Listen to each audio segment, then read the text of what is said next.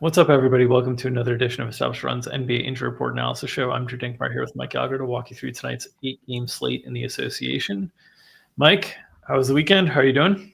Doing good. Normal week. Look at this. No mega slates this week. It should be a fun one. Yeah, a little bit of a break, and then back to the mega slates next week for the holiday. Let's get to it. Let's start with Chicago and Detroit. On the Chicago side of things, they're still without Lonzo Ball with the right wrist sprain. Patrick Williams is probable with bilateral foot soreness here. No other substantial injuries to report. Adama Sanogo listed out with G League two-way, and Jalen Smith not listed on the injury report, so it seems like Jalen Smith good to go. They got wrecked last night at home by 36 to Houston. They travel to Detroit tonight. What are your notes on the Bulls? Yeah, should be good to go. That bilateral foot soreness thing is something to watch for Patrick Williams here. But yeah, should be good to go. Josh Giddey's minutes continue to get cut. There was some comments from Billy Donovan saying that there's times when they're playing against good guards that the minutes could go down when he was talking about the Cavs matchup. So yeah, we've been talking about this all season, and it's been rough. And yeah, 143. Rockets too good. We'll talk more about them in a little bit. But yeah, this team's just really, really bad, and just automatically, gotta like the matchups for the whole opponent. Yep. Detroit side of things, they've got probable tags on Tim Hardaway Jr. and Jaden Ivey. Hardaway Jr. listed with the head laceration, Jaden Ivey listed with the right ankle sprain. Still without Asar Thompson due to conditioning. What are your notes here on the Pistons? Yeah, we saw Ivy tweak his ankle, but yeah, should be good to go. Not the same injury that cost him a game last week. That was a toe injury there. And then Tim Hardaway Jr. expected to be back after the shot to the head. So we're unsure if he's going to start or not. Malik Beasley's been pretty good in that first unit. Been playing really, really well. But yeah, I think there's a chance they just bring him off the bench to kind of get him up to speed. Other than that, everything's pretty much good to go here. With a lot of back-to-backs today. Yep. Indiana and Toronto on the Indiana side, really messy. No Isaiah Jackson, no Andrew Nembhard, no Aaron Nesmith, no Ben Shepherd now out with a left oblique strain. Miles Turner is questionable with right calf soreness. They're without James Weissman as well. And then Tristan Newton, a G Leaguer, listed as doubtful. So who do we have left for Indiana tonight? Yeah, it would be, if Miles can't go, there's a lot on the table here. They could start Jarris at the 5, which I think makes sense. They could start Obi and run a small lineup there. But they might have to start Jarris anyways. Jarris, we're expecting him to start regardless in place of Ben Shepherd, and we'll see how many minutes he gets. Could be playing a lot if Miles can't go. That would probably, considering it's a back-to-back, we've seen Carlisle do this. Where he'll add to the rotation. So I think Johnny Furphy can get some minutes. Maybe we'll see Enrique Freeman regardless here. But yeah, they are getting really thin in the on-ball defense department here. It's also helped TJ McConnell's minutes. We saw TJ get some pretty late minutes here in this one. But yeah, I think that they would probably start all three of them. So I think Jarris starts regardless. But then if Miles can't go, I think they would just start Obi and run that small lineup, and we could get we could see James Johnson break out the black belt, get some minutes as well. Yeah, interesting spot is the schedule has been tight on Indiana. This 2 games, the home and home. It's both games at home against Miami. They split those, and then a back-to-back right to Toronto. On the Toronto side, their injury report loaded as well. No Scotty Barnes, no Bruce Brown, no Kelly Olynyk, no Emmanuel Quickley, no Jacoby Walter, no Bruno Fernando, who had a right ankle sprain last night. So thin in the front court. We've seen Jakob Poeltl have a really strong start to the season. What are your notes on the Raptors tonight? Yeah, crazy game over the weekend here. So yeah, we should see the same starting lineup again, as we're still waiting for Emmanuel Quickley with that elbow. Should be probably out for the week. If you have a weekly lineup, I wouldn't trust him at all. The rotation we should see Mobo in there, but his minutes haven't really been taking off. We've been seeing a little bit of Jamison Battle and Chris Boucher. His minutes should go up a little bit here. But yeah, Bruno was sneaking into the rotation, but did roll his ankle, as you mentioned, and he's probably going to miss a couple games. All right, Philadelphia and Miami on the Philadelphia side. Joel Embiid listed doubtful due to illness. Tyrese Maxey out, right hamstring strain. Adem Bona listed available. He was previously listed out as a G Leaguer. So with the Embiid downgrade, Bona back available. What are your notes on Philadelphia tonight? Yeah, as you mentioned, the illness going around here. It was Andre Drummond who was available in this game, only played 4 minutes. After the game, Nick Nurse said that he wasn't feeling 100%. That's why they cut his minutes down. So that leaves the question of who starts. I could definitely see Gerson Yabusele starting if they aren't 100% sure that Drummond can play big minutes. And as you mentioned, calling up Dembona is perhaps a sign that Drummond may not be 100% here. So yeah, kind of think it might be Yabu starting, but not confident there. And then obviously Jared McCain has earned this job, and he might keep it forever. With comments from Nick Nurse, he said after the game that he wanted to kind of split him and Oubre up and to kind of get Oubre going. He liked them in the bench role, so that's going to be pretty sticky. So I think this starting lineup will remain. Kyle Lowry in the first unit there until Tyrese Maxey comes back. But yeah, I think McCain's got this. We said I think 20% that he holds it. When we did the podcast, it's probably like 80% now. I think it's like totally flipped that he'll continue to start every game with Oubre being their sixth man. On the Miami side, Jimmy Butler listed available with the right ankle sprain. He's missed a couple of games in a row. Tyler Hero listed available with the left rotator cuff soreness. Haywood Highsmith listed available with left knee bone bruise. And Nikola Jovic listed available with a nasal fracture, but out tags now for Jaime Jaquez with a right ankle sprain and Terry Rozier with right foot discomfort. The back end of the Miami rotation has been very unpredictable this season. We're going to get some of that back end pushed forward to the forefront without Terry Rozier as well, and without Jaime Jaquez. So what are your expectations on what we see from Miami tonight? Yeah, it's one of the tougher ones of the day. I think it's going to be Duncan Robinson. Obviously, Jimmy will start. But I think the Haywood Highsmith has earned this role. Eric Spoelstra said he's kind of quote unquote growing into the role of starting. So I think he's got this job even with Jimmy back. So with Rozier out right now, I think it's going to be Tyler Hero, Duncan Robinson, Jimmy Butler, Haywood Highsmith, and Bam Adebayo. How many minutes does Pelly Larson play off the bench? I think he's going to be in the rotation, but it might not. Definitely a guessing game. Maybe Alec Burks comes to life. Maybe Drew Smith comes to life here. Never easy to predict the back end. But for now, we're expecting Duncan Robinson to start for Terry Rozier, who was already on pretty thin ice here. So, it's kind of where we're at. But yeah, no, Jaime was pretty clearly going to be out. Rolled his ankle pretty good yesterday, so we were expecting him out all day. And should mention Jovic has been great in that bench role. Yep. All right, let's go to Washington and New York. On the Washington side of things, Bilal Coulibaly listed questionable with post-traumatic head. Tristan Vukovic listed out with left knee contusion. Sadiq Bey listed out with left knee ACL surgery. Malcolm Brogdon returned last night. No listing for Malcolm Brogdon on a back-to-back. What are your notes here on the Wizards? Yeah, I would have lost that bet with you that Malcolm Brogdon doesn't play for the Wizards that we talked about in the preseason.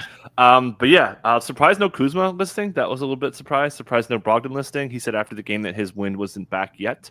So yeah, his minutes should be a little bit lighter here as he gets back into shape. He also said that Sadiq Bey's really been attacking his rehab, and they're trying to get him back on the court at some point for what it's worth. Coming off that ACL, as you mentioned. Bilal Coulibaly got hit in the mouth after the game.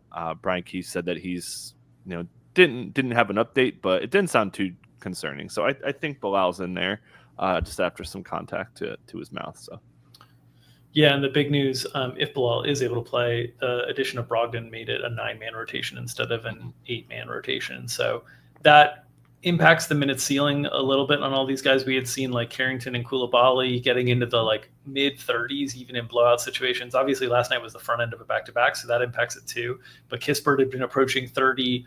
You see everybody stuck in the 20s here. And obviously blowout like impacted this. We had another 4 minutes of 5 guys of blowout time that would have been allocated across the team. But even if we're allocating 20 minutes across 9 guys, it's like 2 minutes per guy more. There's a lot of 20s. That's not really a great scenario for fantasy on a bad team, just generally. So let's move to the Knicks side of things. Karl-Anthony Towns is not listed on the injury report. That's good news. That's a positive. The bad news is Miles McBride is out with left knee inflammation. We've been heading this way. He's had a lot of questionable tags with knee-related issues. This is a back-to-back. The Knicks guys are carrying really, really heavy minutes in the absence of different players. So we were without McBride last night. You saw, again, 45 minutes from McHale, 40 from OG, 46 from Josh Hart. I mean, these are playoff-level rotations from Tibbs. What do you expect on the second night of a back-to-back against the Wizards? Somebody stop this man. 45 minutes for Mikal, 46 for Josh Hart, freaking against the Nets. What are we doing here? These guys aren't going to last, man. This just can't stand. But yeah, Cameron Payne will be in the rotation. Jericho Sims looked like he was going to be in trouble coming into the weekend, but he looks to have iced Ariel Hukporti for now. That catless game, Hukporti played a bunch and played pretty well there. But yeah, I mean, we got like we gotta see Matt Ryan tonight, right? Yeah, we got to. Yeah, we got to. Matty Ice is back, so I think Diarate will be in there. But God, this is in a back-to-back. What are we doing here? This is just completely outrageous. Should also note Brunson, who hasn't been playing well this year. He's not in this group, right? You see 45, 40, 34 for him. Cat coming off injury with some fouls as well. He didn't get completely tibbsed here, so we've got his minutes a little bit light, pretty big spread as well. Yeah, there was some foul trouble on Cat that kept his minutes down a little bit, but I think it is notable that like Cat and Jalen aren't in the same level as OG, Mikhail, and Josh, and Cat and Jalen are the two guys that have been on the injury report recently. So I think the Knicks know that they're trying to manage through some things here. A little bit would be my guess. But yeah, I got to think we see a 9-man rotation tonight and Matt Ryan kind of back in the rotation. I don't think he can keep playing 8 on back-to-backs. I'll just say, right. we have multiple 38s on a 14-point spread. Just truly shows what a madman Tibbs is. Yep. Houston and Milwaukee on the Houston side of things, they have not filed an injury report. They were pretty clean going into last night's game. They blow out the Bulls. I'm not expecting much here, but we know that Steven Adams and Jock Landale have kind of like alternated games on back-to-back, so that's maybe the one thing to look at. But what are your notes here on the Rockets? Yeah, keep an eye on Fred VanVleet. We saw last week he sat for a hamstring soreness, so he could be on the injury report. We'll see if we get that in 15 minutes, so that would elevate Amen Thompson, who has been steamed up 6th man of the year. He's up to 20-1 now after I got him at 65 last week before we did the podcast. So I'm feeling pretty good about that. Jabari's redeeming himself a little bit. Had a big game 2 games ago, but he'll continue to start. As we said last week, the separation factor, quote unquote, of Tari and Amen off the bench should stick. Expecting the same starting lineup. But again, keep an eye on Fred VanVleet. Probably going to get Steven Adams on the injury report, but he was available here. So not too much. Wasn't in the last game. He was available and didn't play. So that's kind of where we're at. Keep an eye on VanVleet.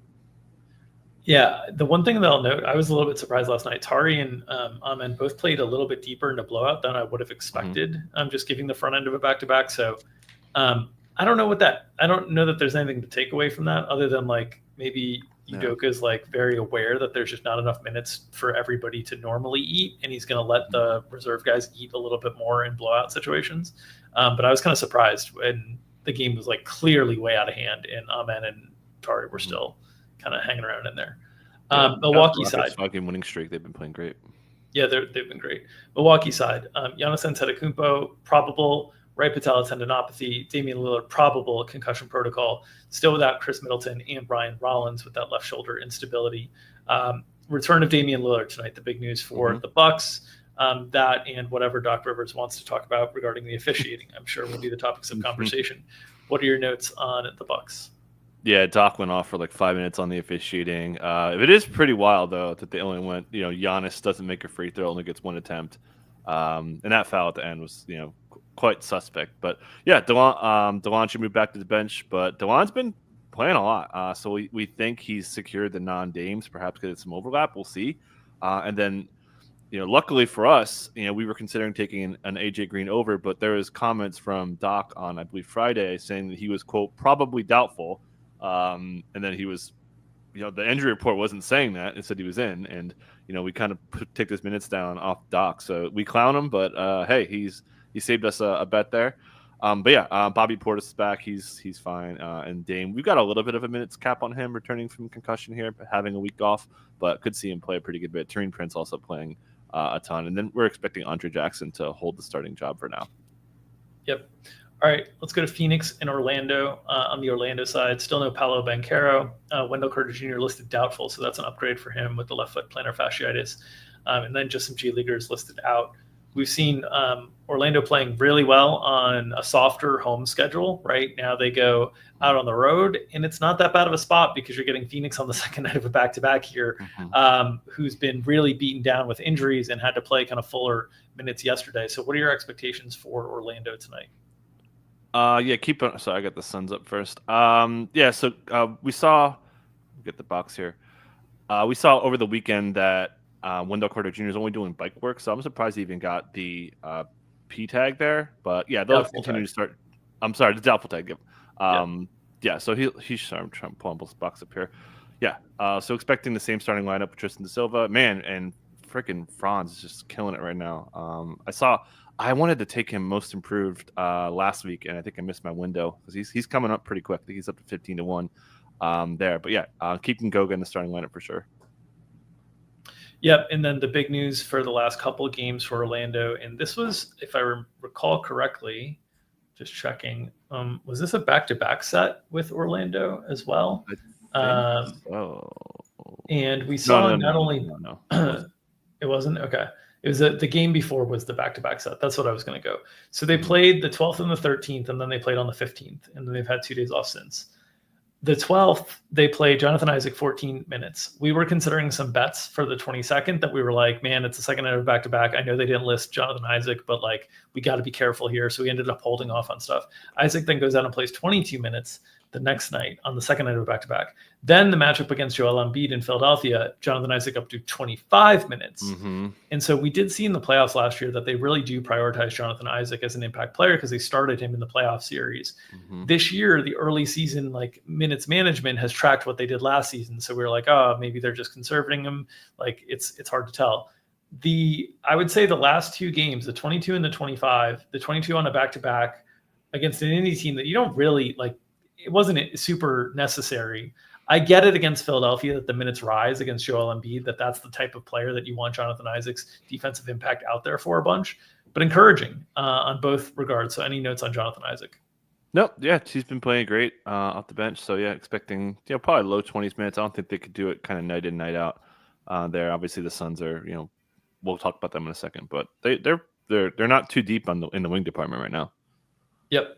All right. Sun side, they have not filed as of this recording. What are your expectations for what we might see on the Suns? They, tricked everybody yesterday with the double big starting lineup against Minnesota, Mason Plumlee and Yusuf Nurkic.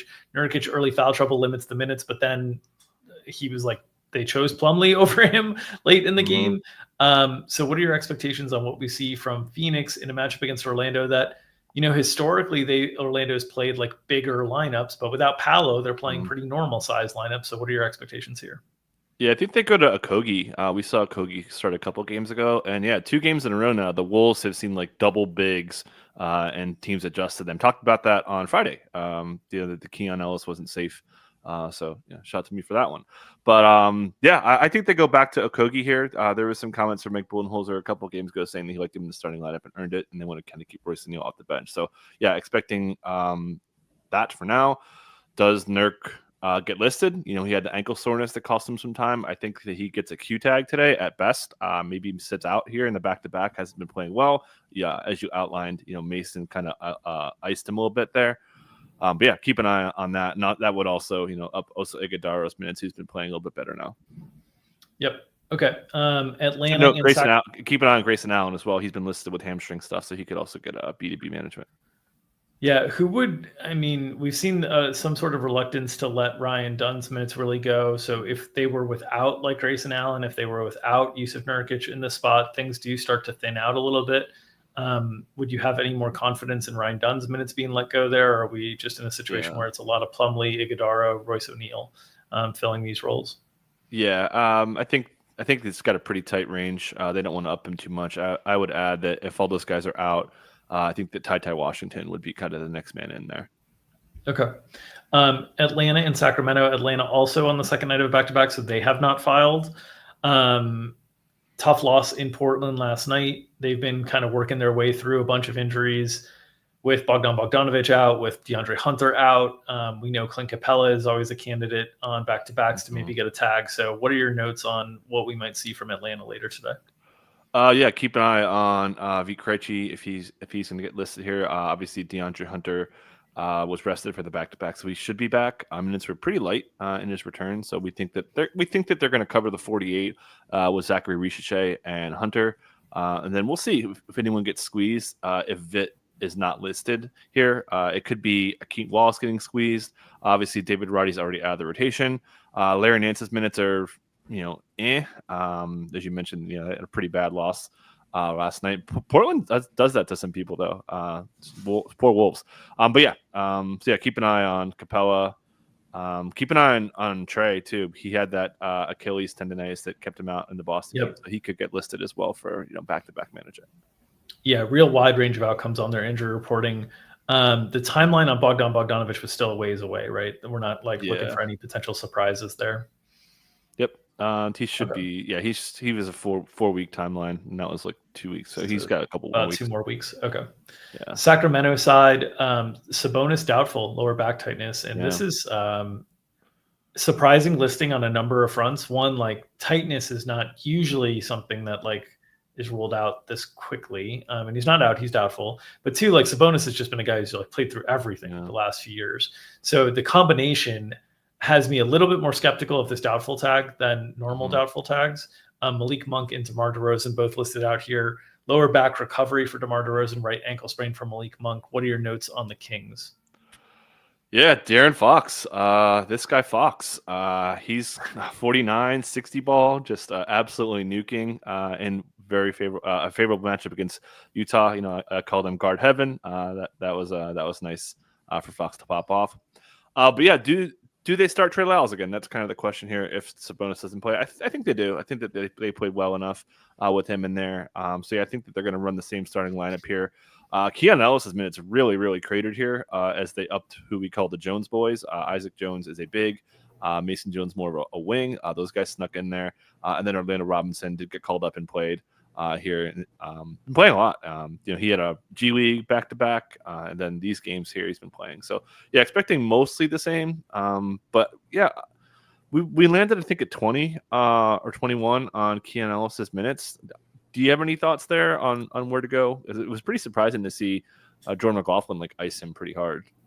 Yeah, you would think if Trae Young is available that this is a matchup that Keon Ellis would really be needed in a way that he's not needed as much against the Utah guards. But it was very surprising how buried he was in this rotation.